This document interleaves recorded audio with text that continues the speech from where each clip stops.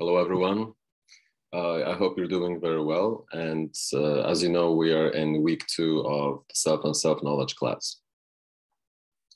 So in this short video, I want to comment on chapter number 2 of neurophilosophy, because there is a lot happening there. And I think my commentary should be helpful to you. And but before I do that, I'd like to say a few things about your discussion boards. So your discussion boards are very good. I'm really glad to see that you are engaging actively and diligently. I think the best way to go about the discussion boards in terms of writing them up is I'd say about 100 words to 200 words maximum reflection, and then a question. And some of you have written a little bit too little, and some of you have written a little bit too much. And that is fine, but I think making reference to the literature, using specific examples or concepts or ideas or arguments from the literature, and then asking the question is the best scenario. And so that should be about a paragraph or a paragraph and a half, and then you go directly to your question. I was also happy to see that many of you have had a good back and forth in threads on the discussion boards. So that means you are going through the literature and you're finding it interesting, captivating, and also thought-provoking. So good job on that front. Okay, so now you've had a chance to read chapter 1, introduction, loss of consciousness, then watch an informative video by Professor Grimm, and now we are into chapter number 2. Now there's a lot happening in chapter number 2, as you have seen for some of you already, and for some of you, you will see very, excuse me, very soon. So there are a few things happening here, as I have said. Northrop talks about 3 different theories. First of all, that could explain or might explain consciousness. And these theories are the cyclical processing of contents, the integration of information, theory of consciousness, and global neuronal workspace. Now, the common theme in all of these theories is that they talk about information integration. It seems that whether neurons or clusters of neurons or modules of neurons are talking to each other through cyclical or re-entry fashion, whether the information goes first through the thalamus, then let's say to the occipital lobe when you're looking at an apple, or maybe your dog running, or whatever it may be. And then that information needs to go to the prefrontal cortex or the parietal lobe. That would be according to the global neuronal workspace theory. And the workspace here is basically defined by the interplay between the thalamus, let's say V1, which is visual field number 1, or the fusiform area, which is the area of the brain that represents faces, human faces, that is. And then from there to the prefrontal cortex and to the parietal lobe. So basically the global workspace is a place where information is exchanged very quickly. And this information exchange between disparate brain areas, it seems to be the necessary and sufficient condition for establishing consciousness, or for a subject to say, yes, I see this, and say what it is that he or she sees. So this is also similar to the cyclical theory of consciousness, cyclical neuronal theory of consciousness, propagated and then advocated and defended by Edelman. And according to Edelman, information is first represented in small clusters or modules in the brain, and then through cyclical processing or re-entrant processing, that information, let's say a visual information or an auditory information or a olfactory or a tactile or other sensory information is then reprocessed, exchanged with other parts of the brain in the vicinitude close by, and then all across the brain between the thalamus and the wide neurocortical areas. So again, here, the emphasis is on reprocessing or re-representing information. And this, of course, entails larger amounts of information to be exchanged in the thalamocortical between the thalamocortical pathways. So if you can imagine, you have the brainstem here, this is the brainstem, and this is the limbic system, and inside the limbic system you have the thalamus, then information from the thalamus will go all over the different cortical areas and back to the thalamus. And this is what he means by re-entrant or cyclical neuronal processing. So this, you can understand this also through the concept of information integration. So it seems that information, wide and rich information integration throughout the brain is necessary for consciousness. And according to Northoff, this is what's missing in people like Lucy and I forget the other character's name, who are suffering from a vegetative state or coma. Interestingly enough, as you have read, there have been experiments on people in coma and vegetative states or minimally conscious states. So again, in terms of level of arousal or level of consciousness, we have coma, the lowest, then we have the vegetative state, and then we have minimally conscious state. And then after that, it's recovery from minimally conscious state, and then normal consciousness or normal arousal or healthy arousal. So so the experiments have shown that when you scan the brain when you image the brain of a person who is suffering from vegetative state or minimally conscious state or coma, and you stimulate them with visual stimuli or maybe auditory stimuli, in this case, in the experiment that's explained in the book, it's visual stimuli and cues, there is processing, there is activity in the brain. But just because there is activity in the brain, and of course there is a speculation in the book whether the patients are actually conscious or not, because since there is activity in the brain, there must be, we assume that there must be some sort of consciousness, but that's not necessarily the case. Just because there is activity in the brain, that doesn't mean the subjects or patients are conscious of that information. And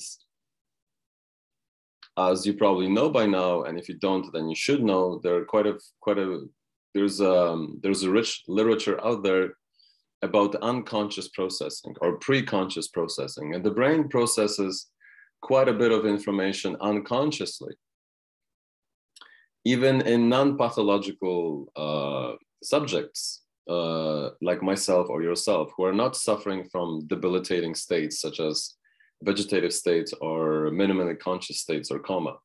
So just because there's activity in the brain, that doesn't mean that patients or subjects are conscious of that information or that activity, or whatever that activity in the brain represents, whether it's thinking about playing tennis or whether it's navigating through one's house or apartment, whatever it may be. It doesn't mean that information is actually represented consciously. So according to the three theories that you have read, that we have read through in chapter number 2, the requirement to move from unconsciousness to consciousness seems to be global sharing of information, or global processing, or global neuronal processing. And when that breaks down, when the brain breaks down, when the net of globally integrating or sharing information in the brain breaks down, that's when consciousness breaks down. And this could be for various reasons. It could be due to stroke. It could be due to lesions to the brainstem or the thalamus, or extensive cortical areas. Excuse me. So this is an important element to keep in mind and understand as we're moving forward about exchanging information or integrating information in the brain, and what that entails for the story of consciousness versus unconsciousness. Now, the other important and quite interesting thing is the story of, or the discovery of the rest of the resting state, of brain's resting state. And according to Northoff,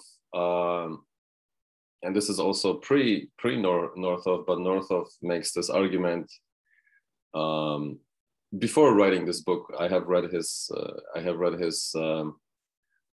publications, and he makes this argument in other publications, in his other work, but here he reiterates it and uses it vis-a-vis pathological cases to teach us something important about resting state. So resting state is, you could say, the default position of the brain.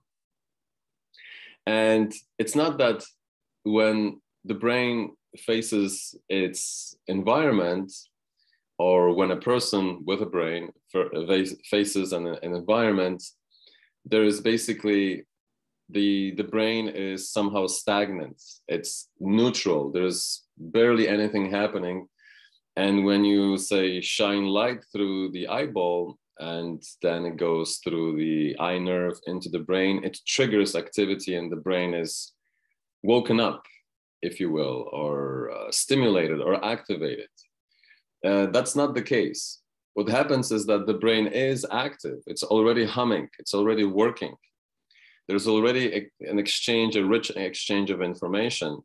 So the resting state seems to be a precondition, a necessary precondition for any information from the outside world, from the environment,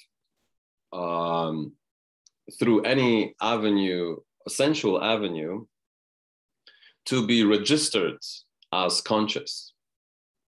Okay, so again, the brain is already active pre-stimulus. Okay, before you wake up, before you look at something, before you look at a photograph, or before you look out the window, or before you start talking to your friend, right? Before that stimulus, before a stimuli or that stimulus hits you or enters into your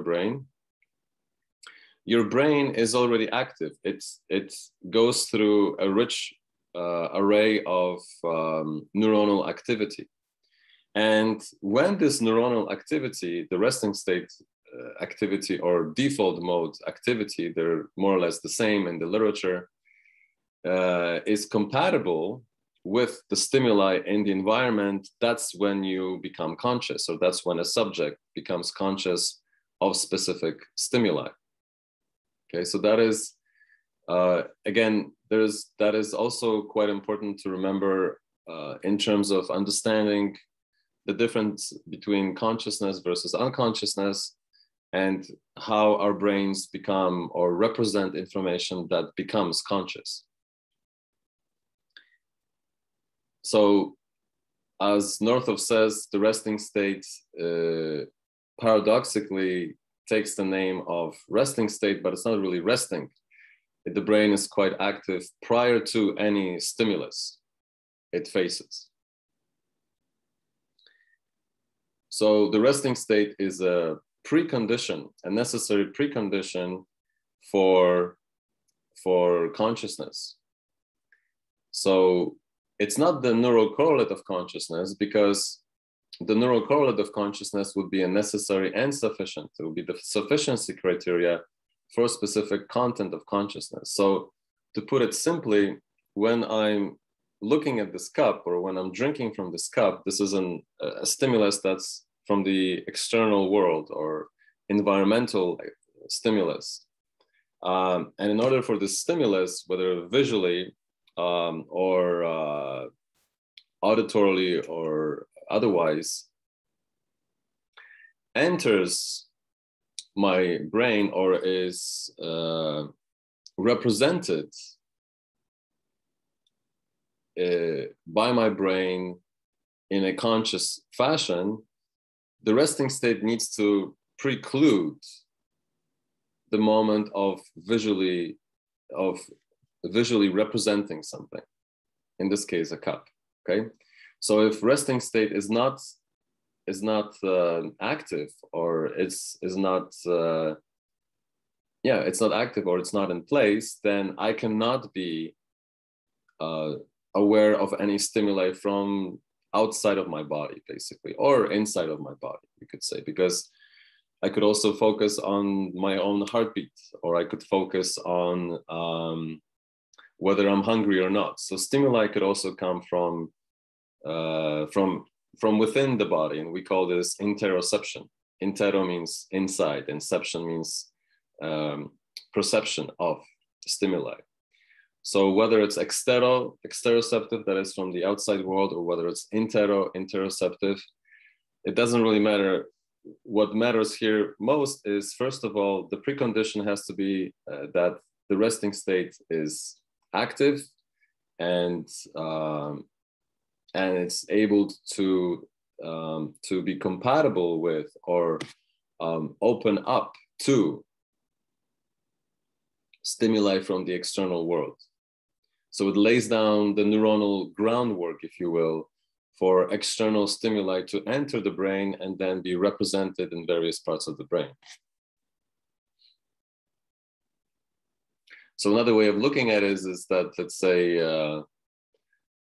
two people are playing catch, right? They're playing baseball, and one person has a ball and has a glove, and the other person doesn't have a glove and doesn't know how to catch. If the person who throws the ball, who has a glove, to the person who doesn't know how to catch or nor has a glove, then there cannot be an exchange of information, right?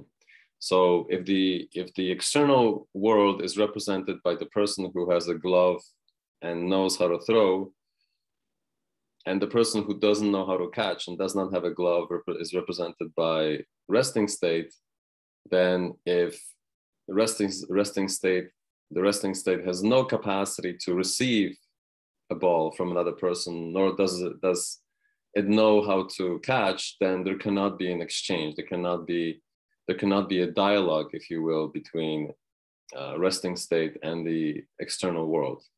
And so this is compatible with a person, according to Northoff, this is compatible, this analogy is compatible with patients who suffer coma and vegetative state or minimally conscious states, who are unable to have a dialogue with the external world because their brains, his or her brain, that is, are incapable of exchanging information, are incompatible with what is happening in the external world. So the brain is not capable of laying a neuronal groundwork for receiving and representing novel information from the external world.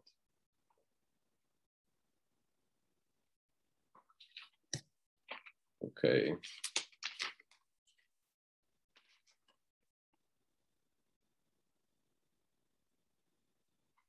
Now, the other thing that I want to stress is the difference between content of consciousness and the state of consciousness or level of consciousness. So a state of consciousness or level of consciousness would correspond to the level of arousal or type of state of consciousness. So when I'm sleeping, my brain functions differently. It goes through different levels of arousal as opposed to when I'm in a state of wakefulness or awake. Excuse me.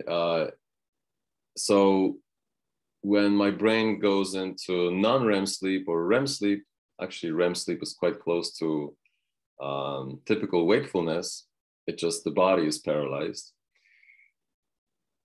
Then, so then we talk about different states of consciousness or different levels of arousal.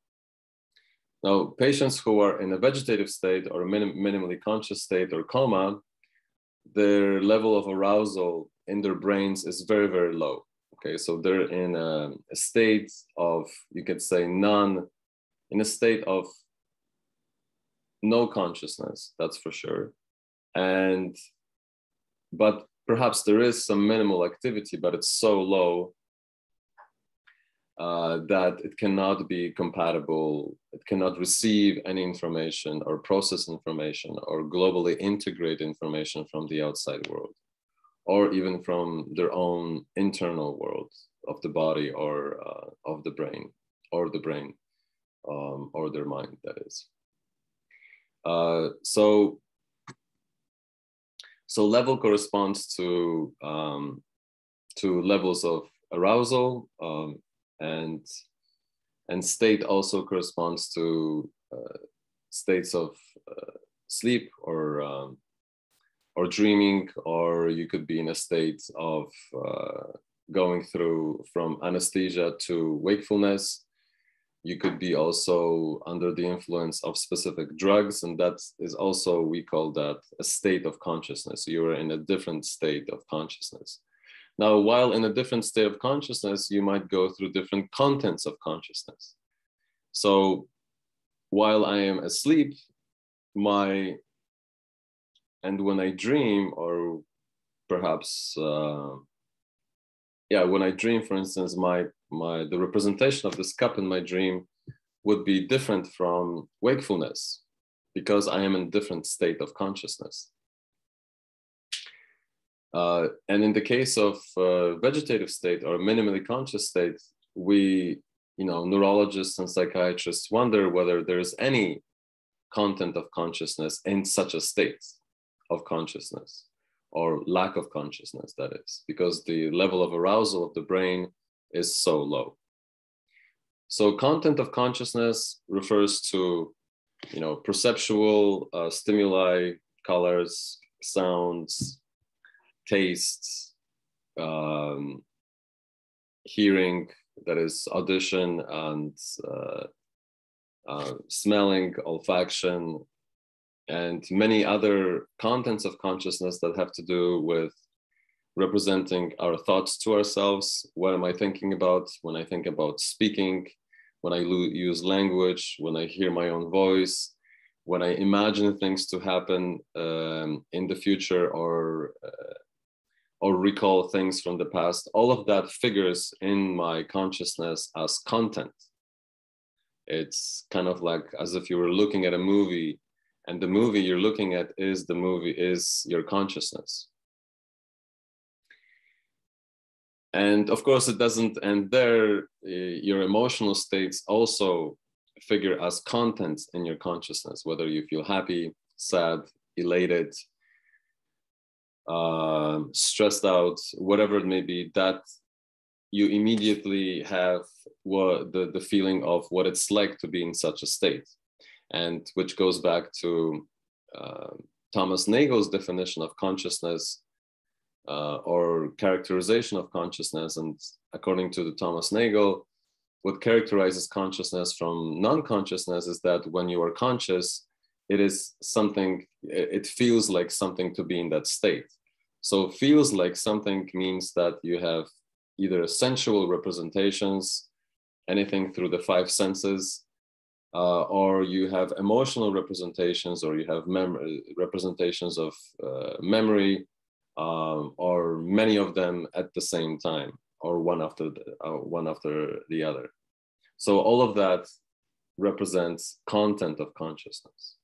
And the state of consciousness is represented by level of arousal or type of arousal.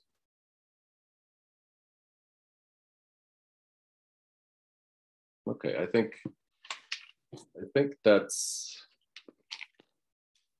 pretty much it in terms of highlighting the most important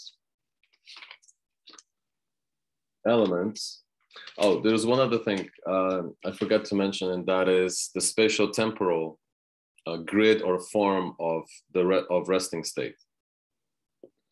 So it makes sense for Northoff to make this claim, because our consciousness is represented spatially and temporally.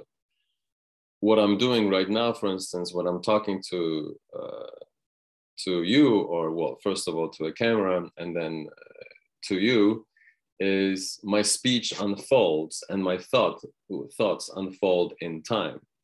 There is a succession of going from T1, T2, T3, and so on, okay?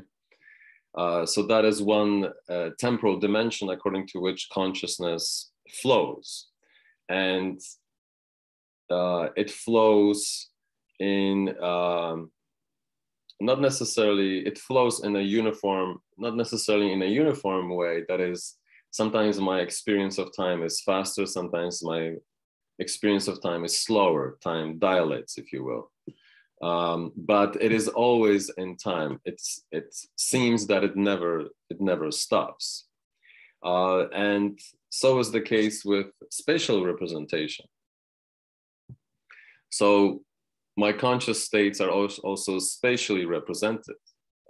So when I'm looking at myself in the camera, or when you're looking at yourself, or when you're looking at a picture, or when you're looking at a room, or a beach, or a bicycle path, whatever it may be, your visual field is spatially integrated. Everything is together. Okay, so when you go walking down the lake, and when you're looking at the lake, you're looking at, let's say, the beach, and you're looking at the water, at the sky, and maybe people walking, and cyclists, and maybe people kicking around a soccer ball, right? All of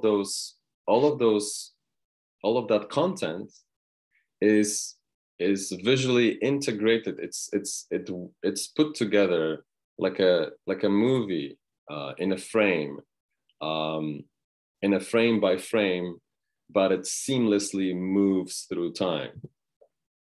So that is your spatial and integrated, overly integrated visual, and not only visual, but conscious experience of everything that takes place in your consciousness.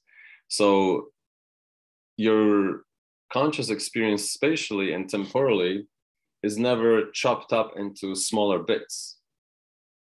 It's not like you're looking at the water when you're walking down the lake, and you only see water, and then a second later you see the sky, and a second later that turns off and you see a bicyclist, and a second later, or a split second later, you see a soccer ball being kicked toward you. That's not the case. Everything that you experience in consciousness is unified spatially, globally, and in relation to each other, and also temporally in time. And miraculously, your brain does this for you. You could say, almost for free. The only thing that you have to do is you have to feed it with nutrition. You have to give your brain nutrients and water, and you have to rest it. But other than that, once you give it that, then it produces this wonderful thing we call consciousness, that is spatially represented, and spatially and temporally represented. Now, this spatial temporal representation has to be represented. Not only are you conscious of this, but importantly, when you're conscious of the spatial temporal representation, you're not conscious of the representations, the neuronal underpinnings, or the neuronal mechanisms that create such a representation. You're not conscious of that. What you're conscious of is, you could say, the end result of all of that work. So all of that work happens unconsciously, and then then you are conscious and you stay conscious and you have wonderful, let's say, wonderful spatial and temporal representations throughout the day. So this is how you experience things. This is what it feels like to be conscious. But the mechanisms, you could say, analogously to a car, under the hood, in the engine, in the engine of consciousness, the brain, various things are happening. A lot of things are happening, and the brain represents space and time, of course, differently from the way you experience it consciously.